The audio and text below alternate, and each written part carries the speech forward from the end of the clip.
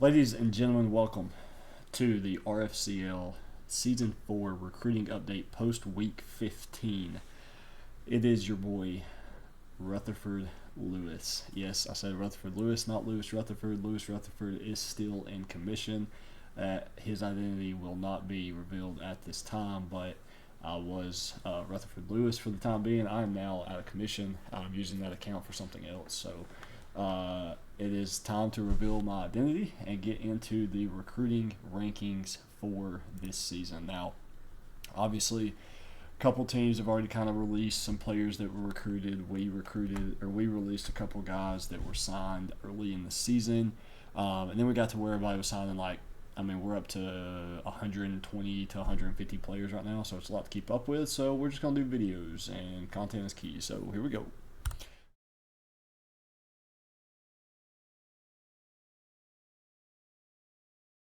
Top 5, taking a look at where these teams stand at this point in the season. Central Arkansas coming in with the number 1 class. They have 18 commitments, 4 5-stars, 7 4-stars, 5 3-stars, and 2 2-stars. Now, obviously, these are based on in-game rankings. You know, the RFCL recruits could be higher rated. Our 5-stars could be rated higher than a 5-star in the game.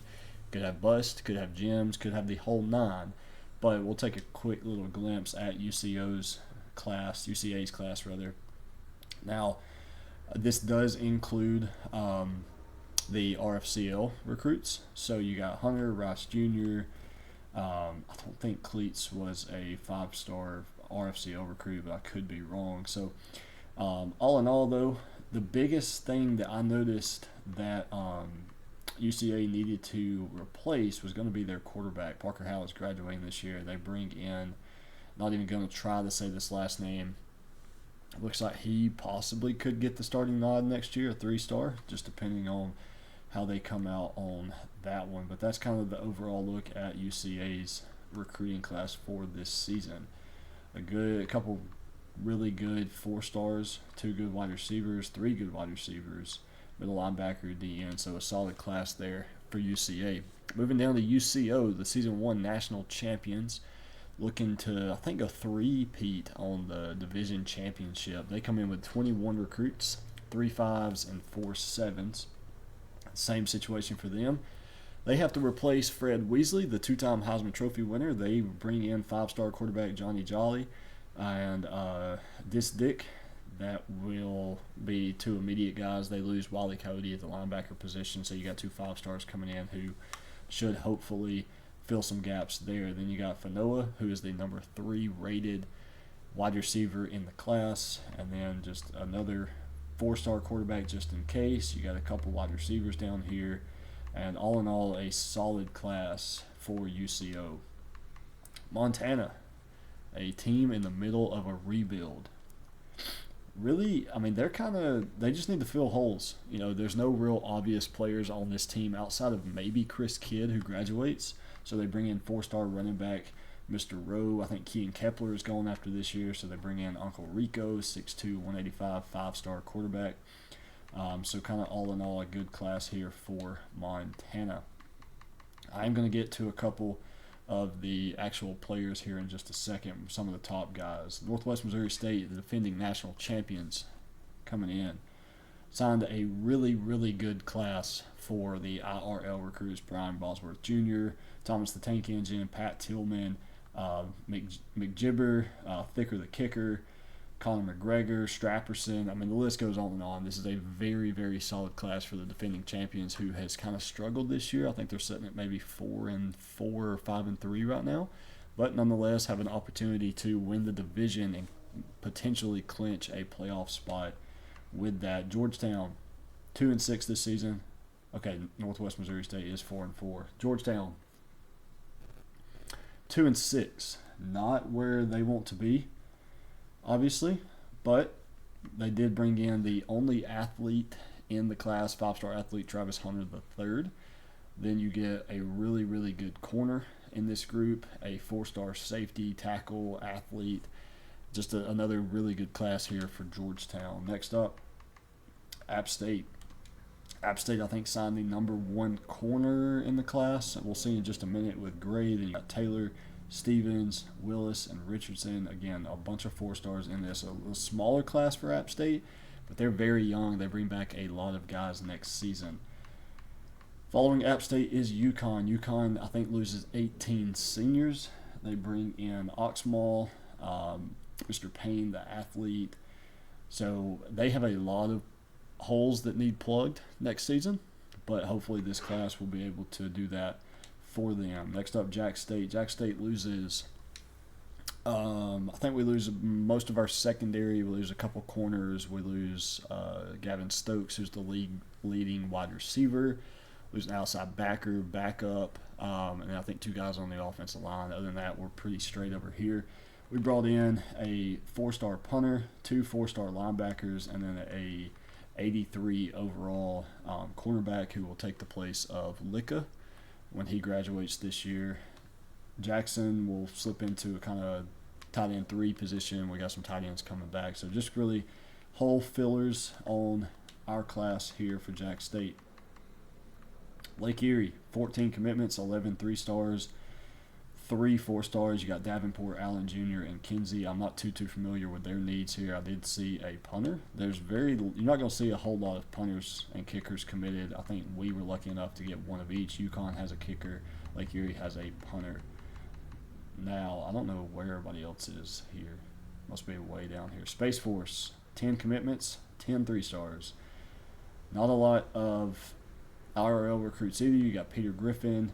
I think Richardson the 4th may be another one. So another small class there for Space Force, but I don't think they have a lot of guys graduating either. This is their first season, so we'll see how they come in and do which ones of those guys would be immediate starters. Now you got Northwestern State, another expansion team. Only 9 guys so far. All of them are 3-stars, and of course they finished their season with a couple big wins over Northwest Missouri State and Jacksonville State. Then to wrap it up, Upper Iowa, who has 2 commitments, and oddly enough, the #1 offensive tackle in the league. So we'll go ahead and go look at that really quick just to see some of these top guys. We'll see if I can sort it. I don't think I can. Let's go to committed. Let's try this. Alright, so we're just going to rank guys in order. Go through until we see somebody that is ours. Here's the UCO wide receiver I mentioned. We got Gray, the App State corner. Powell, the Upper Iowa tackle that they got. Now, don't pay too much attention to the overalls, obviously. They could vary, especially since I don't have that guy scouted, so he could be an 84, he could be a 70. So continuing on down to Payne, the athlete that UConn was able to sign. And also pay attention to who beat who in these battles. So like right here, Georgetown beat out UConn and Upper Iowa for Clayton Mullen.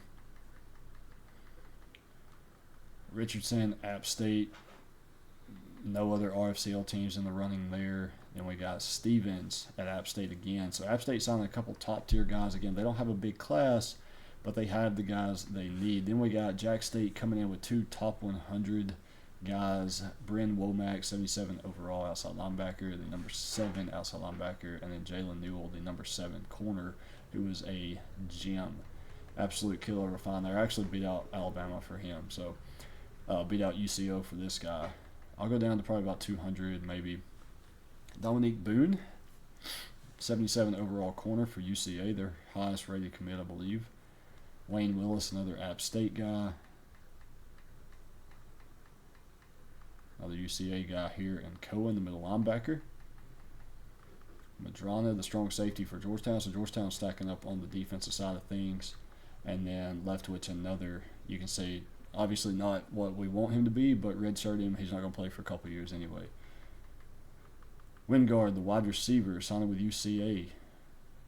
Recal, UConn, defensive end. Matt Roberts, and he was an incredibly high-rated punter. He's still pretty good, though. Check this out. 95 kick power, 81 kick accuracy, so I'll take it. Tashawn Broussard Jr., the replacement for Chris Kidd there at Montana. And then Kinsey, the wide receiver for Lake Erie, should come in, probably have an immediate impact, start right away. Arbor, athlete from Montana. And then I'll stop at the next one, I guess, since we have broke 200. For the next two, we'll go Aaron Rowe, another halfback from Montana, and Nico McLennan for UConn. So that's kind of just a little break and update into what the recruiting world looks like for the RFCL. Be sure to hit that subscribe button. Pay attention to the website, the Twitter account, everything in terms of recruiting. We've got division championships this week, playoffs start next week. We've got Tier 1 of Gridiron kicking off. We've got Classic underway. And then we're building towards College Football 25. So be sure to hit that subscribe button. We got lots of stuff in the works. And we'll see you guys next week for the division championship.